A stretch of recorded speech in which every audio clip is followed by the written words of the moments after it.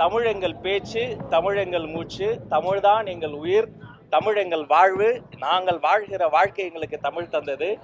திமுகவினுடைய மாண்புமிகு சட்டமன்ற உறுப்பினர்கள் அவங்க பேட்ச் எதோடு குத்திட்டு வந்தாங்க. எதிர்கட்சிகள் அவர்களுடைய எதிர்ப்பை காட்டலாம், அதற்கு இடம் தரலாம். ஆனா ஒன்னே கொஞ்சம் ஜஸ்ட் மிஸ், அவங்க போன ஆட்சியில் அப்படி வந்திருக்கணும். கொஞ்சம் காலத்தாவ தான் இந்த ஆட்சியில் வந்துட்டாங்க.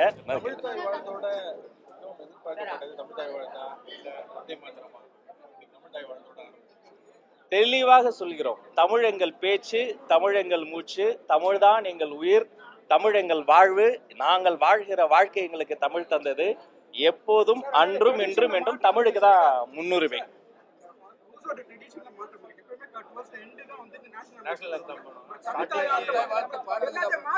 ஒன்றிய அரசு கொடுத்திருக்கக்கூடிய சுற்றறிக்கையை பொறுத்த வரைக்கும் ஒவ்வொரு அரசாங்க நிகழ்வு நடக்கிற இடத்துலையுமே எடுத்த உடனே நேஷனல் சாங் வந்தே மாதரம் பாட வேண்டும் என்று இருந்தது.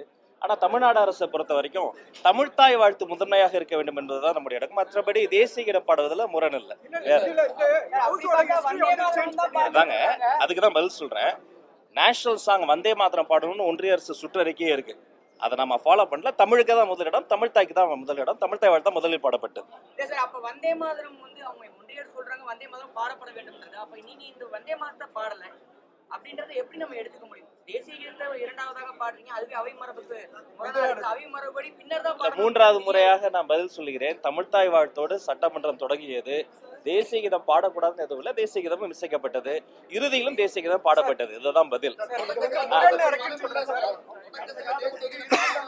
இல்ல, முதல்ல வந்தே மாதரம் பாடணும் கூட தான் மரபு இல்லை. ஆனா வந்தே மாதரம் பல இடங்கள்ல பாடினாங்க. நம்ம தமிழ்த்தாய் வாழ்த்துக்கு முன்னுரிமை கொடுத்திருக்கிறோம். அது மட்டும் கிடையாது, சட்டமன்றத்திற்கு என்று ஒரு கண்ணியமும் மாண்பும் இருக்கிறது. ஜனநாயகத்து பூர்வமாக எதிர்கட்சிகள் அவர்களுடைய எதிர்வினை ஆற்றலாம். இன்றைய தினம் கூட திமுகவினுடைய மாண்புமிகு சட்டமன்ற உறுப்பினர்கள் அவங்க பேட்ச் எதோடு குத்திட்டு வந்தாங்க. இந்த டெமோக்ரஸியுடைய பியூட்டியே, ஜனநாயகம் என்பதே எதிர்கட்சிகள் அவர்களுடைய எதிர்ப்பை காட்டலாம், அதற்கு இடம் தரலாம். ஆனா ஒன்னே கொஞ்சம் ஜஸ்ட் மிஸ், அவங்க போன ஆட்சியில் அப்படி வந்திருக்கணும். கொஞ்சம் காலத்தாவ தான் இந்த ஆட்சியில் வந்துட்டாங்க. இது பொது அமைதியும் சட்டம் ஒழுங்கையும் சட்டத்தின் ஆட்சியும் நீதி நிலைநாட்டுவதற்காக சிங்கப்பெண்கள் செருப்பு படையிலிருந்து பல்வேறு விஷயங்களை முன்னெடுத்து கொண்டு இருக்கக்கூடிய சர்க்கார். அதனால இந்த பேட்ச் எல்லாம் போன ஆட்சியில் அவங்க கொண்டு வந்திருக்கணும் என்பதையும் சுட்டி காட்டிக் கொள்கிறோம். நல்ல முறையில் தொடங்கி இருக்கிறது, தொடக்கம் நல்ல முழக்கமாக இருக்கிறது. இனி அடுத்த அலுவல் கூட்டம் நடந்து கொண்டு இருக்கிறது. அடுத்த அறிவிப்புகளும் விரைவில் வெளிவரும்.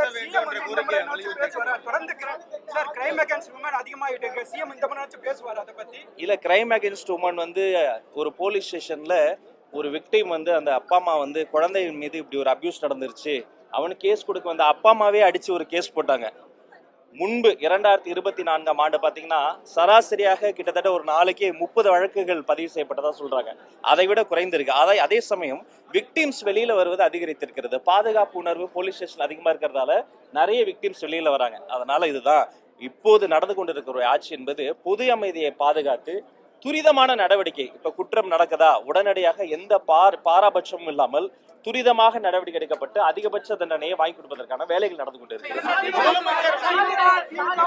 ஒவ்வொருத்தரா இல்லையே, தமிழ்த்தாய் வாழ்த்து பாடப்பட்டது, அதை சொல்லவே மாட்டீங்களே. சமூக நீதியை பொறுத்த வரைக்கும் நாங்க ஆட்சிக்கு வருவதற்கு முன்பிலிருந்தே சொல்றோம், சாதிவாரி கணக்கெடுப்பு நடத்தப்பட வேண்டும், சாதிவாரி சமூக நீதி கணக்காய்வு மாநில அரசு நடத்த வேண்டும். இதுல மாற்றம் இல்லை. அன்று சொன்னதான் இன்றும் சொல்றேன். ஏன்னா இது சமூக நீதியை அப்பதான் ரூட்ஸ்ல என்ன போயிருக்குன்னு பார்க்க முடியும். பிற்படுத்தப்பட்ட வகுப்பு, மிகவும் பிற்படுத்தப்பட்ட வகுப்பு, ஒடுக்கப்பட்டவர்கள்லயே ஒரு செக்டர் வந்துட்டாங்களா, இன்னொரு செக்டர் வரலையா, ரூட்ஸ்ல போயிருக்கா, முதல் தலைமுறை பட்டதாரி யாரு, பெண்கள் படிச்சிருக்காங்களா, பட்டது எல்லாம் எப்போ வரும்னா கணக்கெடுப்பும் கணக்காயும் நடந்தாதான் வரும். அதோடைய ஏற்கனவே இருக்கக்கூடிய விஷயங்களை நம்ம மீண்டும் வலியுறுத்தி இருக்கிறோம்.